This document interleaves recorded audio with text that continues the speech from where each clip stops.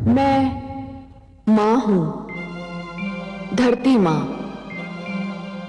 भगवान श्री विष्णु और माता लक्ष्मी की बातचीत से मैंने ये जाना कि जीवन में केवल परिवर्तन ही को स्थायित्व प्राप्त है।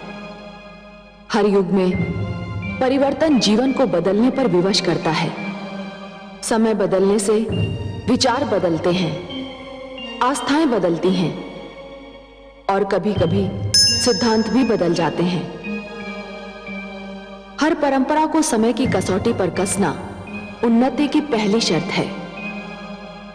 ऋषि जमदग्नि बदलना नहीं चाहते क्योंकि उन्होंने परंपरा की डोर को कसकर थाम लिया है। परंतु परशुराम नवयुग का प्रतिनिधि है।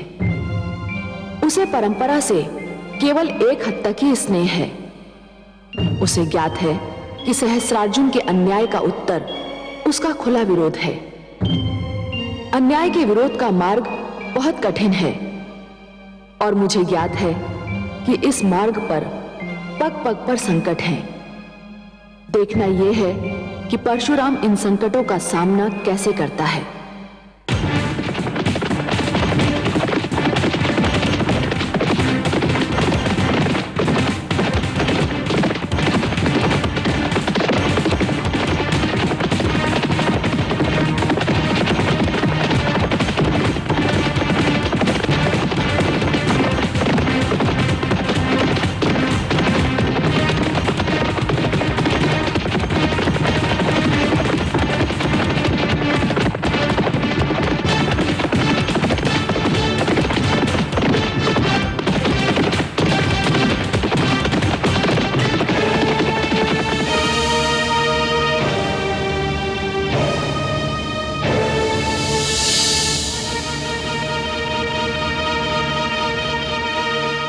ऋषिवर, मैं नहीं चाहता कि यह क्षेत्र एक बार फिर अग्नि और मानव रक्त के सागर में परिवर्तित हो जाए।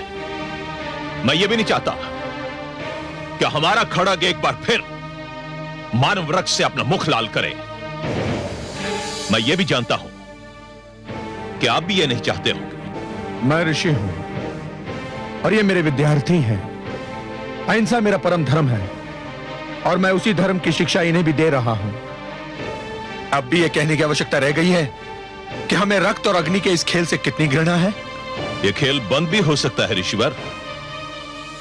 मैं युद्ध विराम भी कर सकता हूं, परंतु यदि आप चाहें तो इस रक्तपात को रोकने के लिए मुझे क्या करना होगा? एक छोटा सा कार्य है ऋषिवर। एक छोटी सी बात है। सुशीला मुझे दे दो।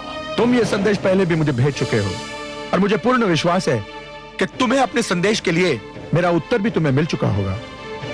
एक पशु एक गाय के लिए इतना बड़ा संकट मोल ले रहे हो ऋषिवर?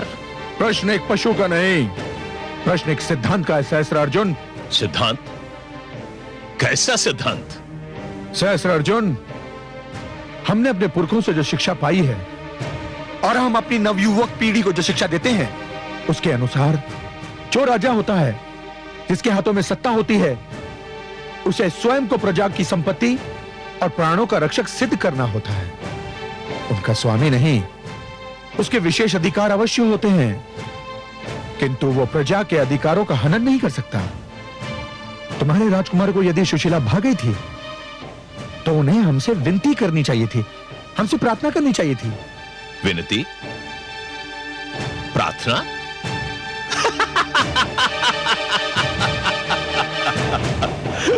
ऋषिवर, आप जिन शब्दों का प्रयोग कर रहे हैं ना, ये ना तो क्षत्रिय भाषा का अंश है और ना ही बन सकते हैं।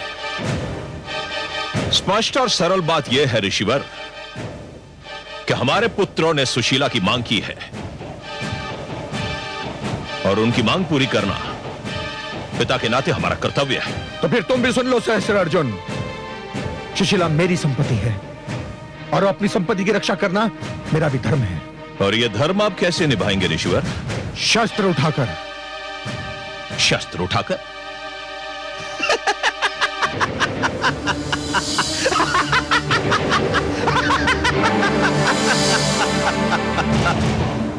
यह समाचार मैंने भी सुना था ऋषिवर, और सुनकर आश्चर्यचकित रह गया था कि शांति और अहिंसा की शिक्षा देने वाले ऋषि जमदग्नि ने अपने धर्म से विमुख होकर शस्त्र उठाने का निर्णय लिया है।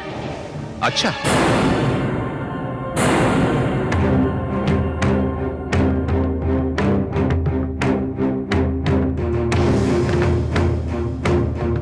सहस्त्र अर्जुन, जब ये भ्रम फैलने लगे ये अहिंसा और कायरता दो शब्द हैं किंतु उनका अर्थ एक ही है, तो फिर हिंसा का लक्ष्य बनने वाले हर व्यक्ति, हर वर्ग का यह कर्तव्य है कि वो इस भ्रम को दूर कर दे। तो आप मुझ पर आक्रमण करेंगे?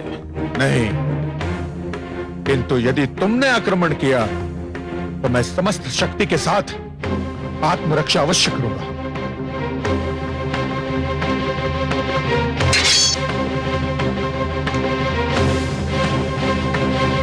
तो फिर संभलिए ऋषिवर, और क्षत्रिय को ललकारने का परिणाम भी देख लीजिए। मरण रहे सहस्त्र अर्जुन, जो शस्त्र विद्या सिखा सकते हैं वो स्वयं युद्ध भी कर सकते हैं।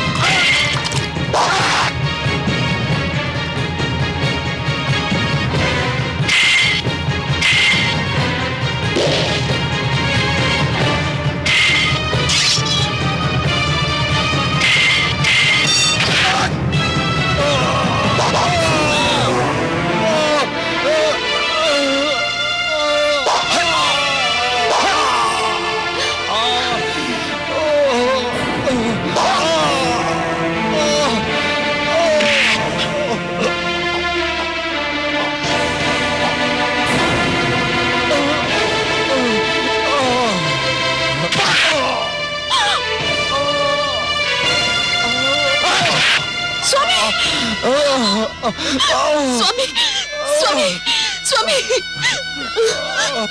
स्वामी।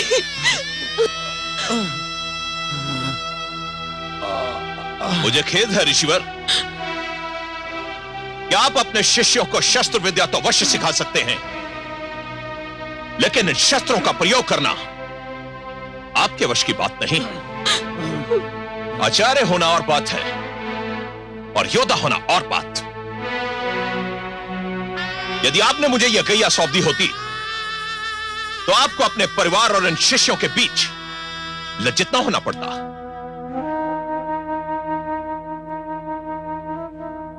हाँ?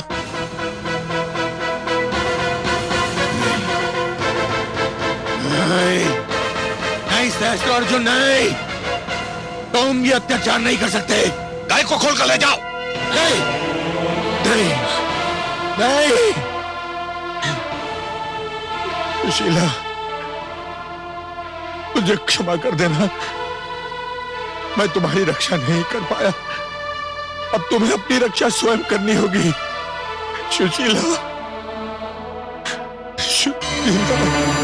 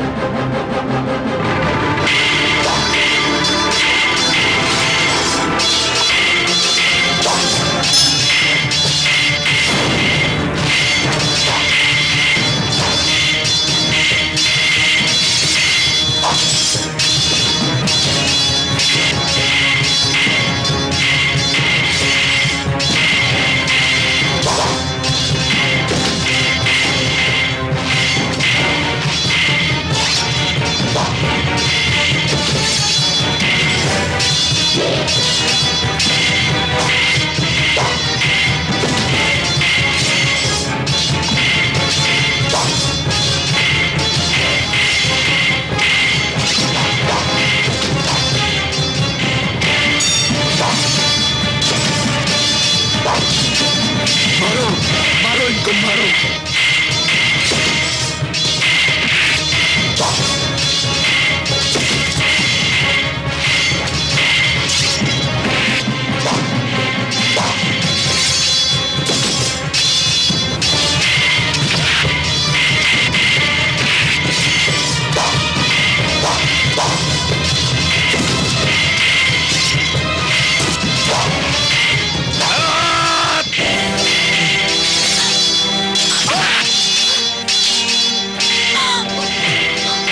यदि तुमने अपने सैनिकों को नहीं रोका तो मैं इस ऋषि की गर्दन काट दूंगा। नहीं सुशीला, तुम मेरे प्राणों की चिंता मत करो, मत करो। मैं धमकी नहीं दे रहा। यदि तुमने तनिक भी विलंब किया तो जो मैंने कहा है मैं कर दिखाऊंगा। नहीं, तुम अपना कार्य करो, मेरे प्राणों की चिंता मत करो सुशीला, मेरे प्राणों की चिंता मत करो, मत करो।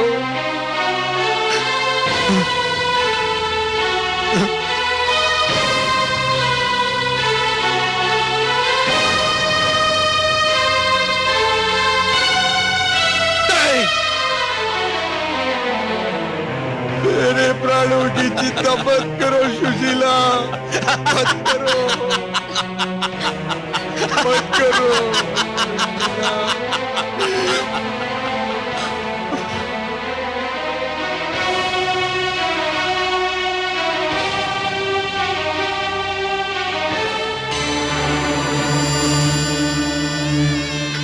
मत करो सुशीला, मत करो,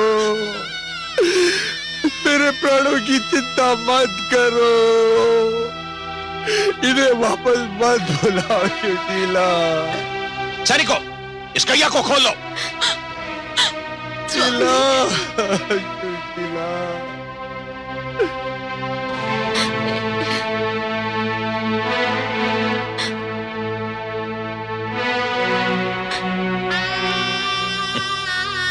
मेरे प्राणों की चिंता मत करो। छोड़ दो सुशीला को, ये कहीं नहीं जाएगी।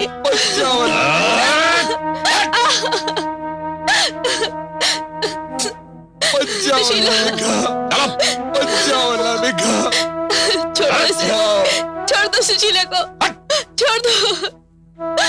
मत जाओ अनामिका, मत जाओ। चलो। अनामिका को रोको। सुशीला, सुशीला, सुशीला, सुशीला, सुशीला, सुशीला, सुशीला। स्वामी, स्वामी, स्वामी, पुत्र, स्वामी, स्वामी क्या हुआ?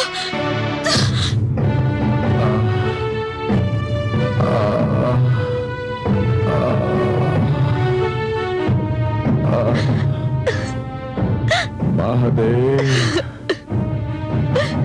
महादेव। स्वामी, स्वामी।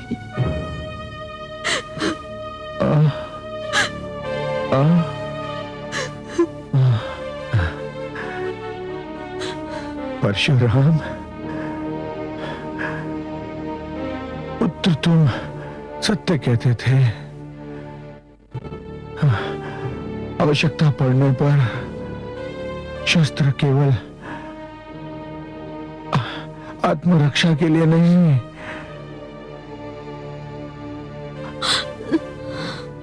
अपितु पुत्र आक्रमण के लिए भी उठाना उचित है। स्वामी, महादेव, स्वामी, महादेव, महादेव।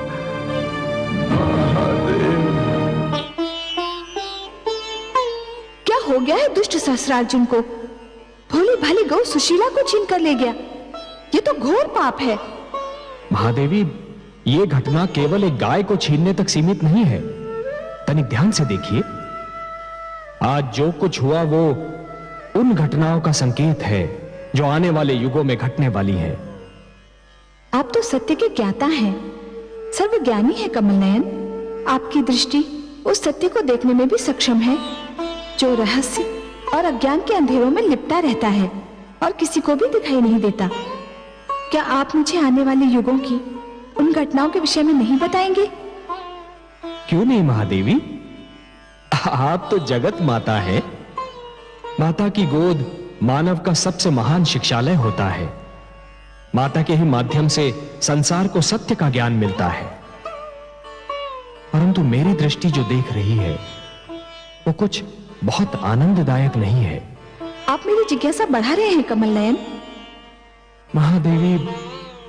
महादेवी मैं देख रहा हूं कि एक युग ऐसा भी आएगा जब मानव अपनी मन भावन वस्तु को पाने के लिए उसके योग्य बनने का प्रयास नहीं करेगा। वो ये सोचना भी छोड़ देगा कि जो वस्तु उसे भा गई है वो यदि किसी और के पास है तो क्यों है। उस व्यक्ति ने ऐसा क्या किया कि वो सुंदर वस्तु उसे मिल गई, और वो उस वस्तु को बलपूर्वक छीनने का प्रयास करेगा। मानव अपनी योग्यता के स्थान पर अपने बाहुबल पर अधिक विश्वास करेगा। ये तो बहुत दुखद संभावना है कमल नयन। परंतु सच्ची भी। वो युग आएगा महादेवी, वो युग आएगा जब मानव अपने लक्ष्य को प्राप्त करने के लिए परिश्रम और चिंतन के कठिन मार्ग को छोड़कर ईर्ष्या से प्रेरित छोटे छोटे मार्गों को अपनाएगा, जिससे वो शीघ्रातिशीघ्र अपने लक्ष्य को प्राप्त कर ले। तब तो मानव का उत्थान पतन में बदल जाएगा। हाँ महादेवी, श्रम चिंतन और ज्ञान का लंबा मार्ग छोड़कर जो भी व्यक्ति पगडंडियां ढूंढेगा वो अपने लक्ष्य को प्राप्त करने के उपरांत भी प्यासा ही रह जाएगा, क्योंकि उसे यह ज्ञात हो जाएगा महादेवी कि जिस लक्ष्य को उसने प्राप्त कर लिया है वो उस लक्ष्य के योग्य था ही नहीं। और महादेवी, ऐसा व्यक्ति उस लक्ष्य को अधिक समय तक संभाल नहीं पाएगा और ना ही उससे वो उचित लाभ उठा पाएगा जो एक योग्य, ज्ञानी और श्रमशील व्यक्ति उठा पाता। महादेवी, सहस्रार्जुन अपने पुत्रों को प्रसन्न करने के लिए सुशीला गाय को बलपूर्वक ले तो आया है, परंतु स्वयं सहस्रार्जुन और उसके पुत्र उसके योग्य नहीं है। मैं तो भोली गौ सुशीला के विषय में सोचकर दुखी हो रही हूँ। वो पापी हाथों में पड़ गई है। और मेरी चिंता यह है महादेवी कि कहीं सहस्रार्जुन और उसके पुत्रों की निराशा का कोई बहुत भयंकर परिणाम न निकले।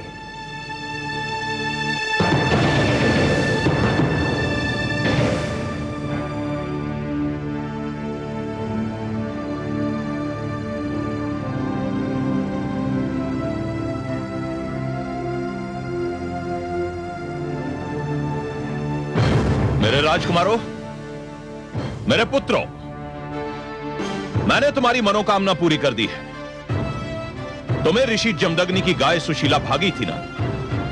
मैं तुम्हें यह दिखाना चाहता था कि तुम्हारा पिता अपने पुत्रों से कितना प्रेम करता है। मैं सुशीला को ले आया हूं। सुशीला बाहर उपस्थित है, तुम जाकर देख सकते हो। सम्राट सहस्त्रार्जुन की जय, पिताश्री की जय।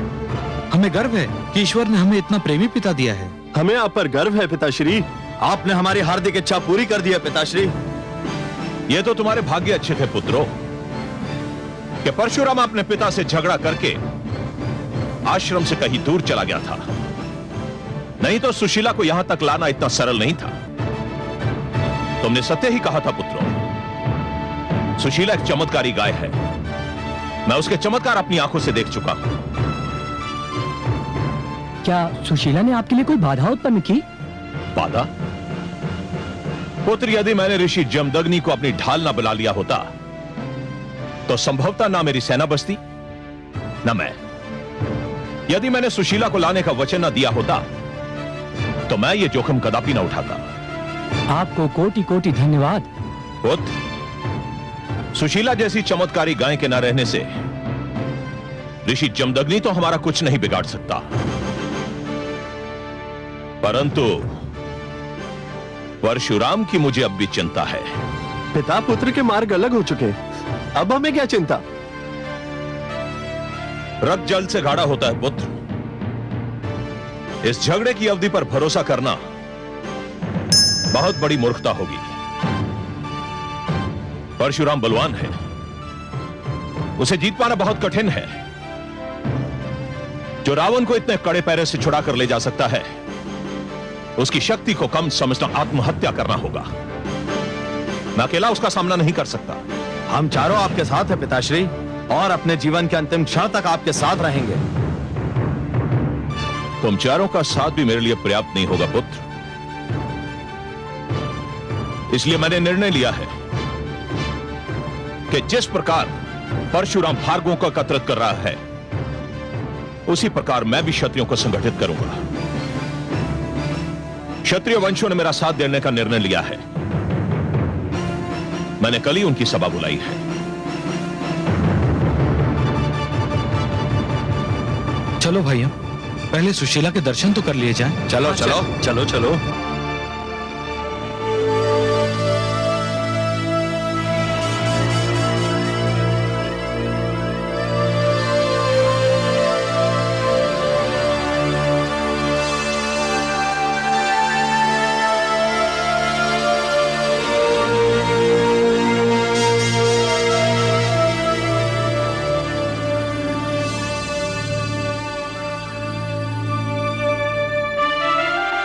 स्वामी, स्वामी, क्या है? मुझे ये बताया गया है कि आप ऋषिवर जमदग्नि के आश्रम से सुशीला नामक गऊ का अपहरण कर ले आए हैं। आपने ठीक ही सुना महारानी। क्या मैं जान सकती हूँ कि ऐसा क्यों किया गया है? आप ये क्यों जानना चाहती हैं? मैं भी माता हूँ, गऊ भी माता होती है। क्या एक माता का दूसरी माता के विषय में चिंतित होना अस्वाभाविक है? मैं जानना चाहती हूँ कि सुशीला को अपहरण करने की क्या आवश्यकता थी? सुशीला हमारे पुत्रों को भागी थी महारानी, और उनकी इच्छा थी कि उसे यहां लाया जाए, क्योंकि उस गऊ का स्थान राजा का भवन है, ऋषि का आश्रम नहीं। इस कारण हम उसे यहां ले आए। स्वामी, संतान की इच्छा पूरी करना पिता का धर्म है, और मैं समझता हूं कि संतान की इच्छा पूरी हो जाने पर प्रसन्न होना माता का भी धर्म होता है। संतान को उनके अधिकार और कर्तव्य की पहचान कराना उसकी माता और उसके पिता दोनों का धर्म है। संतान को जीवन का वो अनुभव नहीं होता जो माता पिता को होता है। क्या कहना चाहती हैं? स्वामी, संतान की हर इच्छा पूरी करना, चाहे वो उचित हो या अनुचित, उनके साथ बैर करना है, उन्हें पथ भ्रष्ट करना है। वे तो बालक हैं, उनकी बुद्धि और विचार शक्ति अभी भलीभांति विकसित नहीं हुई है। उन्हें तो कुछ भी भा सकता है, वो अच्छा हो या बुरा, उचित हो या अनुचित। उन्हें यह बताना कि उनकी कौन सी मांग उचित है और कौन सी अनुचित आपका और मेरा धर्म है। और मुझे दुख है कि आपने अपना धर्म नहीं निभाया।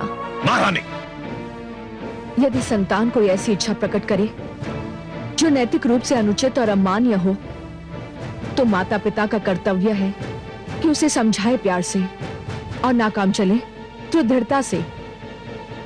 सुशीला का अपहरण और ऋषि जमदग्नि पर प्राणलेवा आक्रमण जैसे दो महान पाप आपने किए हैं। स्वामी, कहीं हमारे परिवार को इनका दंड न भोगना पड़े। आप व्यर्थ में अपना समय नष्ट कर रही हैं महारानी। जो होना था वो हो चुका, और मुझे ये भय है महाराज कि जो होना है वो भी होकर रहेगा।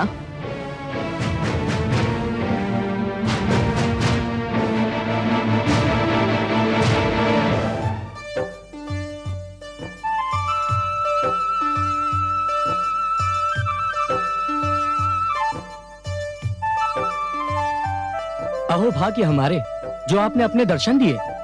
हमारे राजभवन पधार कर आपने हमें कृतार्थ किया देवी। आपने जब हमें आश्रम में 56 भोग का स्वाद चखाया था, हमने उसी समय आपकी महानता के समक्ष शीश नवा दिए थे। जिस प्रकार आपने आश्रम में हमारी इच्छा पूरी की थी, ठीक उसी प्रकार आज भी हमारी इच्छा पूरी करने की कृपा करें। हम चारों भाइयों के लिए 4 ऐसी सुंदर कन्याएं प्रकट करो जिनका यौवन मदिरा के कलश की तरह छलक रहा हो, जिनके मुख, चंद्रमा और केश श्रावण की काली घटाओं के समान हो। परंतु ठहरो, सुरा के बिना सुंदरी का क्या आनंद। हमें ऐसे सुरा कलश ला कर दो जिन्हें पीकर हम संसार के सारे दुख भूल जाएं। इतना विलंब देवी? रेणुका के कहने पर तो आपने पलक झपकते ही स्वादिष्ट भोजन का प्रबंध कर दिया था। हाँ देवी, ऐसा स्वादिष्ट भोजन तो आज तक हमें अपने राजमहल में भी नहीं मिला।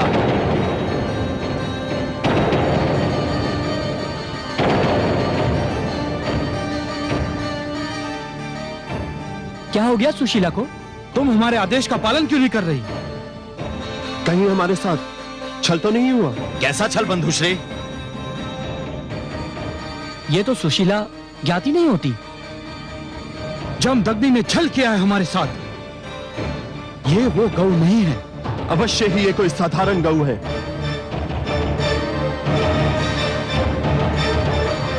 ए गौ, हम तुझे अंतिम अवसर देते हैं, हमारी इच्छा पूरी कर दे, नहीं तो जम्बो! दुष्टों! यदि गौ माता को हाथ भी लगाया तो आप लोगों के मृत शरीर धरती पर पड़े दिखाई देंगे। कितने निर्लज्ज और निर्दयी हो तुम लोग। गौ जैसे एक भोले भाले पशु पर अत्याचार कर रहे हो। ये अपना चमत्कार नहीं दिखा रही है। हमारी कोई इच्छा पूरी नहीं कर रही। हमें वो नहीं दे रही जो हम चाहते हैं। मूर्ख, ये पवित्र गौ है। ये वही भेंट करती है जो पवित्र होता है। तुम दुष्कर्मियों की अपवित्र और अनैतिक इच्छाएं ये पूर्ण नहीं करती। ये तो अपवित्र स्थान पर रहना भी सहन नहीं करती। मैं तुम्हें इस कर्म का दंड अवश्य देता, परंतु गौ माता सुशीला की उपस्थिति में मैं कोई हिंसक कार्य नहीं करना चाहता। मैं तुम लोगों को अंतिम बार क्षमा कर रहा हूं, ध्यान रहे।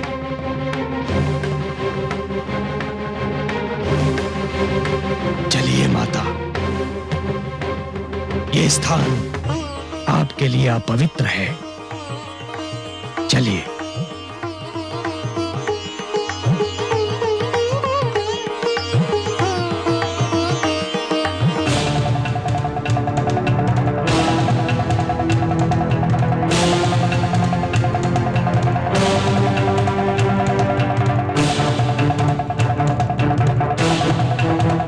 दंड तो अब हम तुझे देंगे परशुराम। इससे पहले कि जमदग्नि के आश्रम में पहुंचे, हम चारों को वहां पहुंचना होगा। चलो भाइयों।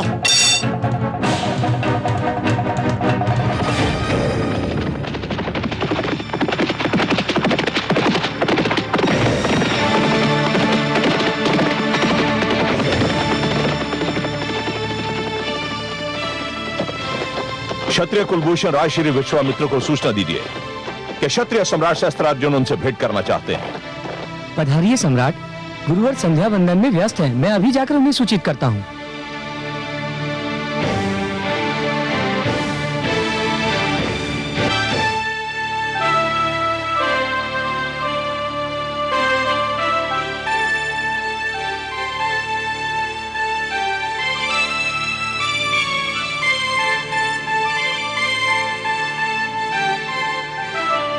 क्षमा कीजिए गुरुवर। कहो वत्स। गुरुवर, सम्राट सहस्त्रार्जुन बाहर आपकी प्रतीक्षा कर रहे हैं। उन्हें यहाँ ले आओ। नहीं, मैं चलता हूं।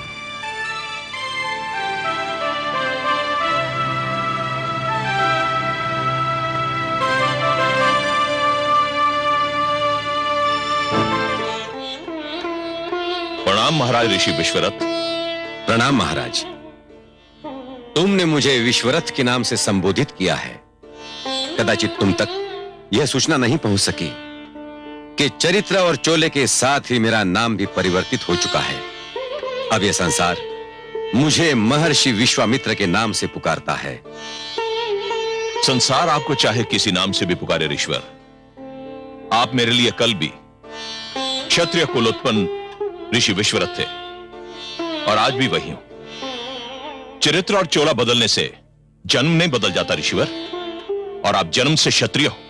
वह एक भूली हुई कहानी है सहस्त्रार्जुन। यदि तुम चाहो तो इसे मेरा नया जन्म भी कह सकते हो।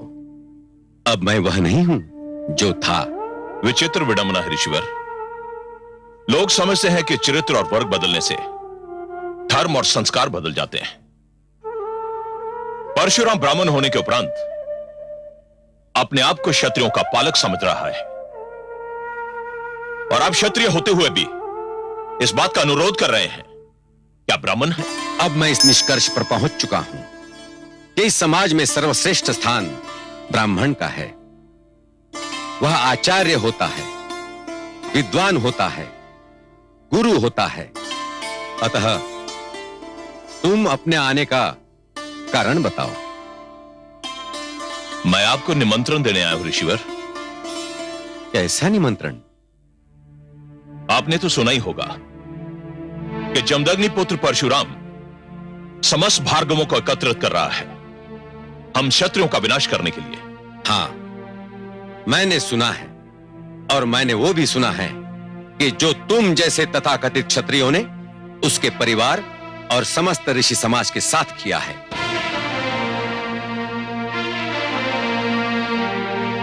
मैंने जो कुछ भी किया है ऋषिवर, वह क्षत्रिय समाज की प्रभुसत्ता स्थापित करने के लिए किया था, और जो कुछ भी करूंगा उसी उद्देश्य के साथ करूंगा। मैं आपको न्योता देने आया ऋषिवर कि आप क्षत्रिय समाज के पुनर्गठन में मेरा सहयोग दें। तो तुम मुझसे जाति के नाम पर सहयोग मांगने आए हो? यही समझ लीजिए ऋषिवर। तब तो मुझे खेद है सहस्त्रार्जुन कि मैं तुम्हें निराश ही करूंगा। मैं जातिवाद के पक्षपात को मानव समाज की प्रगति की राह का सबसे बड़ा रोड़ा समझता हूं। हे सहस्त्रार्जुन, तुम्हारे पिताश्री कृतवीर्य एक महान व्यक्ति थे, और भगवान दत्तात्रेय ने भी तुम्हें प्रसन्न होकर सहस्त्र बाहुओं का बल दिया था। वो इसलिए नहीं कि तुम्हारे सहस्त्र बाहु अत्याचार के सहस्त्र द्वार खोल दे। तो आप इस बात से सहमत नहीं है ऋषिवर कि हम क्षत्रियों को अपने बचाव के लिए एक होना चाहिए? तुम आक्रमण को बचाव कहते हो, अत्याचार को आत्मरक्षा समझते हो। नहीं सहस्त्रार्जुन, मैं तुमसे तनिक भी सहमत नहीं।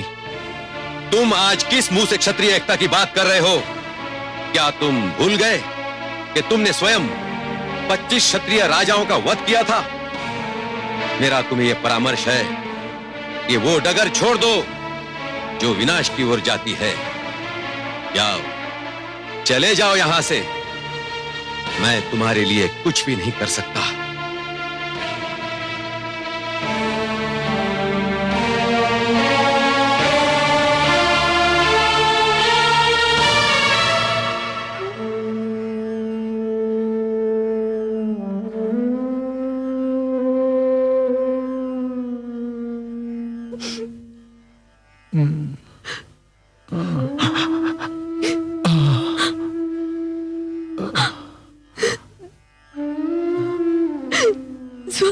रेणुका, स्वामी, स्वामी, ईश्वर का धन्यवाद। रेणुका, मेरा राम, मेरा परशुराम कहाँ है? किधर गया है? स्वामी, दुष्ट शास्त्रार्जुन सुशीला को लेकर चला गया है, और परशुराम उसी को लेने गया है। रेणुका, स्वामी, रेणुका, स्वामी, मेरे शिष्य और मेरे शेष पुत्र तो घायल नहीं हुए ना रेणुका? आप चिंता न करें स्वामी, उनके घाव साधारण हैं। मैंने उन्हें विश्राम करने का आदेश भी दे दिया है। वे विश्राम कर रहे होंगे। ईश्वर का धन्यवाद कि आप मूर्छा से बाहर आ गए। आपको मूर्छित देखकर मैं तो घबरा ही गई थी। पहले मूर्छित देखा था, अब मृत देखोगी। तुम्हारे पुत्र परशुराम ने हमारा अपमान किया था।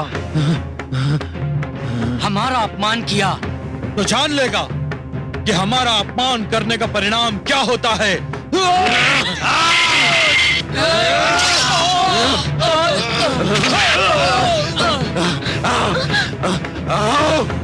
आओ सब बोलो।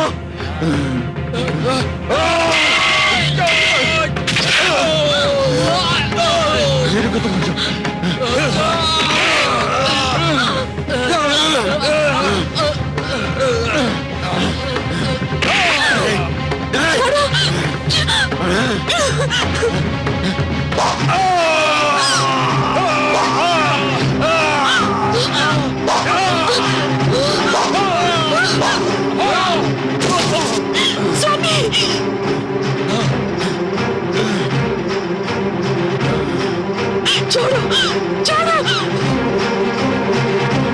स्वामी।